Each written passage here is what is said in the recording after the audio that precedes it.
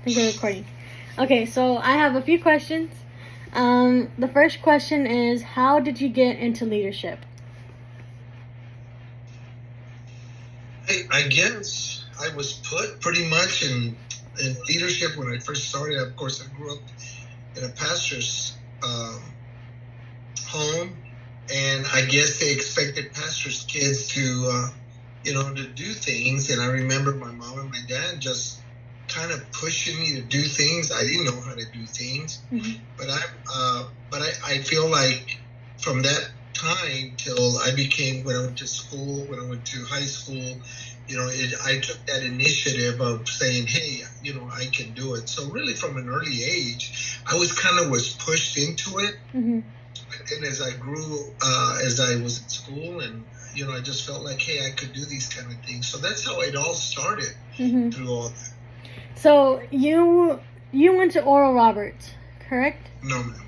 I went to Southern Arizona Bible College. Leandra, my daughter, went to Oral Roberts. Oh, I don't know why I always thought you went to Oral Roberts. So you went to Southern Arizona. Well, I went there to visit with Leandra and pay her bills. I always remember the story about you telling how you didn't know if you were going to be able to pay for the semester, and how you went to the mailroom and you found an envelope with, was it a check? Yeah, it was a check from a church I had never heard before in my life, from Arizona. And it was exactly what I needed.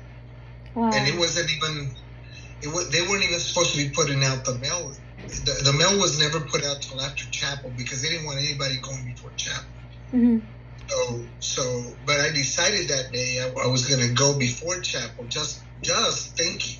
And that's when I was the only one that had mail. And I opened it up, and that's what it was. It was a check, exactly what I needed for that, for me to stay in school. Wow. Yeah, it was powerful. I to this day, I don't even know that church. I don't even know who was that church. Oh my goodness. That's so crazy. Like, just to think of, like, I could not imagine, like, I mean, I guess I could, but I couldn't imagine going to my mailbox and finding a check of exactly what I needed. That's just, that's crazy. Like, that shows, like, God's faithfulness. Yes. That's awesome. So my next question is, what are some challenges of leadership? So you've been in leadership for a good time now. What are some challenges that you might have faced over time? I think the one of the things that we face that we really don't think about is the challenges is with ourselves. We're always going to have challenges, with other people, with people. But I think the first thing is the challenges that we don't really talk about is ourselves. First of all, sometimes we feel as if we can't. So we battle with that. We battle with insecurity. We battle with maybe attitude. We battle with, the way we were, culture, the way we were brought up. And so I think that one of the hindrances that we as leaders don't really think about, I think it's, first of all, the challenges that we have with ourselves. Once we develop ourselves and understand, then other challenges are going to come, and we know that. But a lot of times it's not somebody else or something else. It's within us. So that's how I feel. I have to evaluate myself every single time, every week. If I'm going to have a leadership training, which I'm having tomorrow. But everything that I do, it's not just for them. It's for me. It's for me. I have to understand myself. So I think that's the greatest challenge, first of all, that I feel anyone should that faces.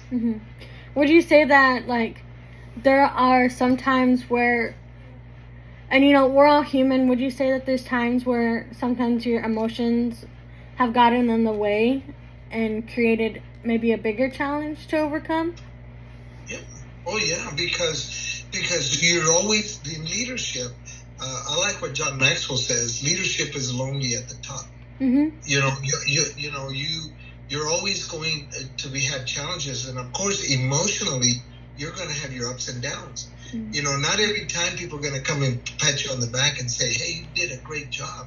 There's times that people are not going to say anything. There's people that sometimes they're going to be upset because you've had to make decisions. So yeah, it emotional, yes, but you've got to learn as a leader that you are not led by emotion. You're led by what the Spirit of the Lord leads you. But yeah, sometimes you will get angry, and then all of a sudden you say, why did I say that? Why did I do that?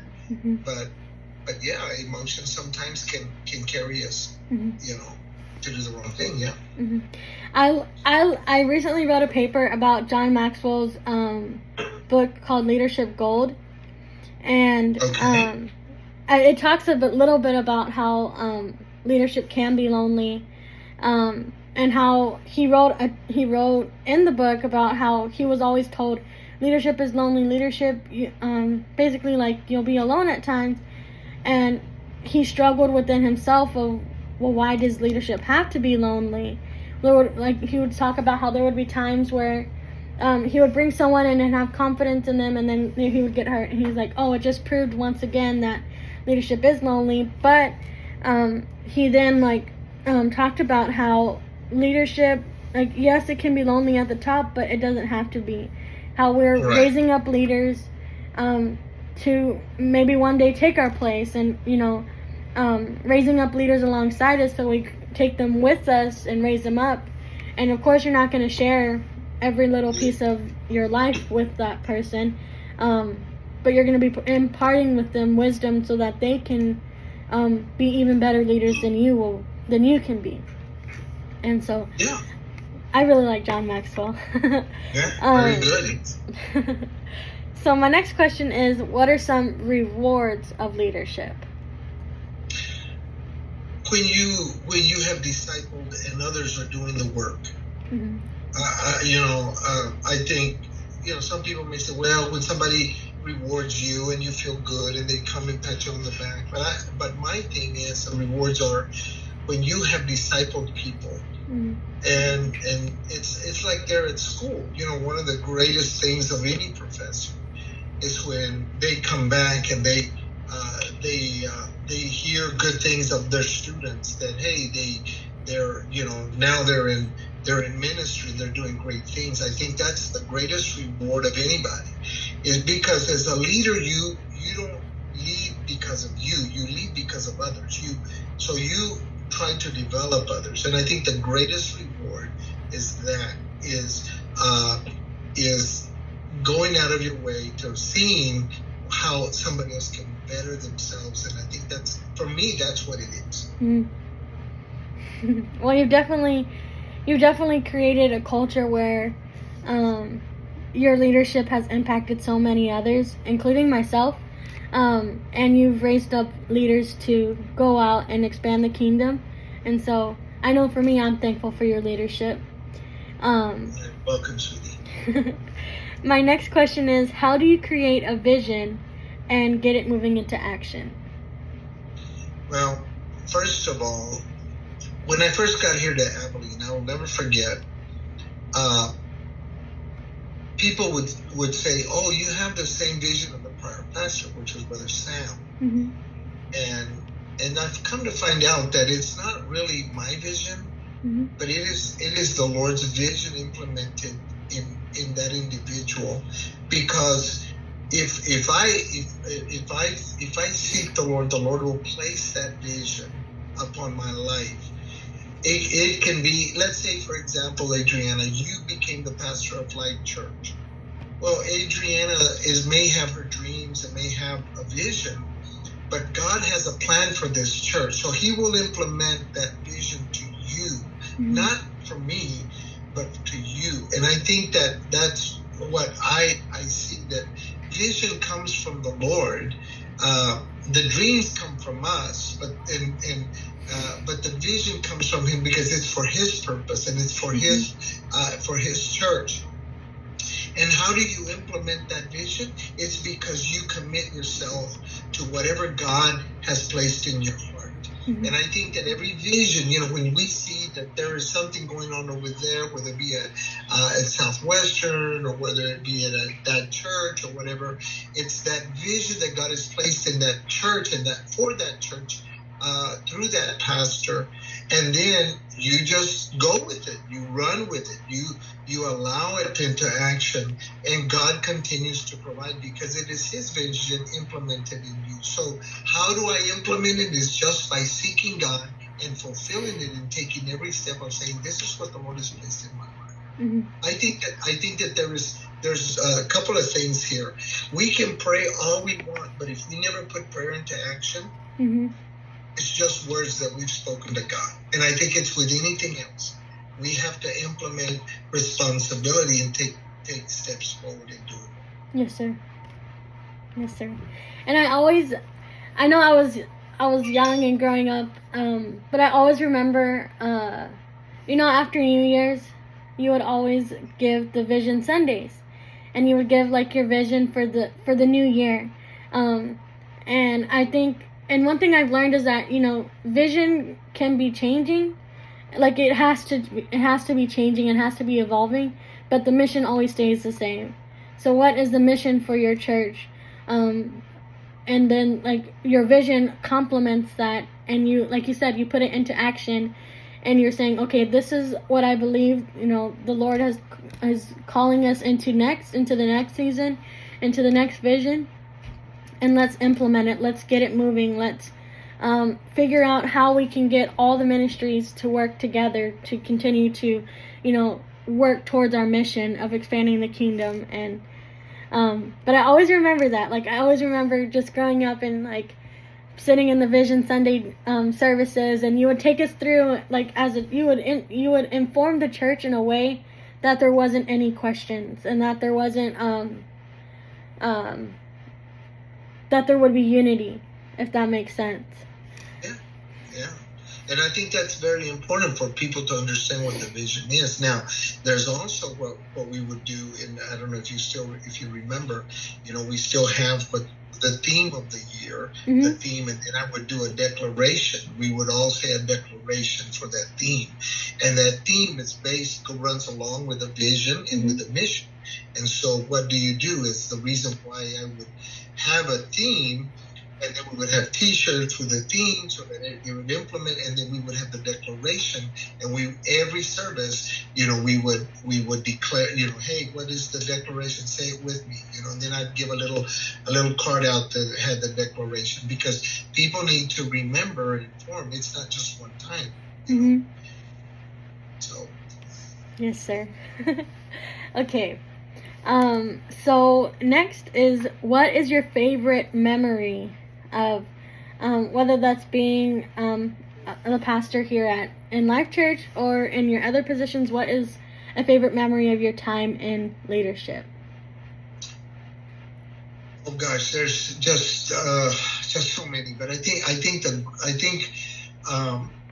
the joy that I have is to see that the church has grasped, being a superintendent also, I visit many churches in which the church has had conflict with pastors, and Mm-hmm.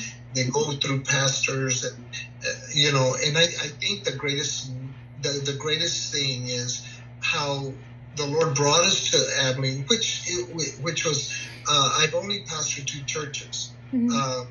But being in ministry for 38 years, and I think the greatest memory is, or the greatest thing in my life is where the Lord has kept us here 26 years. And the church, through all the troubles, we have bonded together, and I've been able to see the church constantly support what we're doing. Yes, sir. And I think that taking people to places like the Dream City Church, which at that time was Phoenix First Assembly, taking them and exposing our leadership to greater things and seeing them run with a vision. I think that's like the greatest memories, and I still see it. People being saved, and it's just amazing of what I feel in my heart. That's what it is. Mm-hmm. Wow. So my next question is, I have a few more questions. It's fine. What's a piece of advice that you would leave to, let's say, your next leader or the next generation of leaders? What's a piece of advice that you would give us? Well, number one, I would say you have to learn to seek God first. Mm-hmm. I'm not talking about just spending time in. I'm talking about seeking Him. I'm talking about walking daily. You know, and I'm not against education. I'm not against going to conferences, and I think those are great things. But when we replace those things with really seeking what God wants in our lives, mm-hmm. you know, and we stop the movement, what we want, what we dream, what we expect, and just be quiet in His presence. I think that the greatest example was Joshua. Mm-hmm. Joshua was very patient. Joshua would never ask to be a leader. Joshua never, you look at probably he was age 20. He was born in Egypt. He was around age 20 when they left Egypt, 40 years, in the desert. He was 60 years old, around 60 years old, when the Lord said, hey, it's about time to take over, mm-hmm. And then 50 years he battled to be able to get the promised land. So I think the greatest example that I see with him is that is what the key factor is. And I think that the Lord saw in him that when Moses would go into the tent, he would follow and he would be right there. He couldn't go in. But as Moses came out of the tent, he would remain there. In other words, what is he saying? He's waiting. He wasn't looking for positions. He was seeking God. And I think that the greatest thing that I can, I believe you can pursue education. I think it's great. I think people can pursue, things. But we have to understand that the greatest advice I could ever give or encouragement is that wait on the Lord and seek the Lord. Spend time with Him. Every morning at 4:30 in the morning. I learned this a long time ago. I'm up outside as long as it's not freezing cold.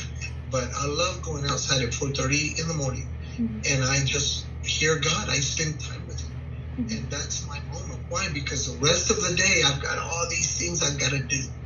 But that's my moment, and I think that's what's helped me through my difficulties and my ups and downs is the fact that I have spent a lot with God, and that would be the number one thing. The second one is not only is listen to Him, but humble yourself. And be obedient to Him. We don't have to figure Him out.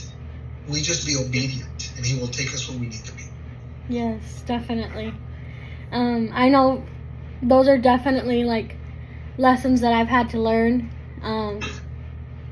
recently, is just allowing for the Holy Spirit to really speak and not get in His way as often as I have before. And so just being obedient because He honors that. Next is just a few silly questions. They're not necessarily pertaining to leadership, but just like get to know you, I guess. Okay.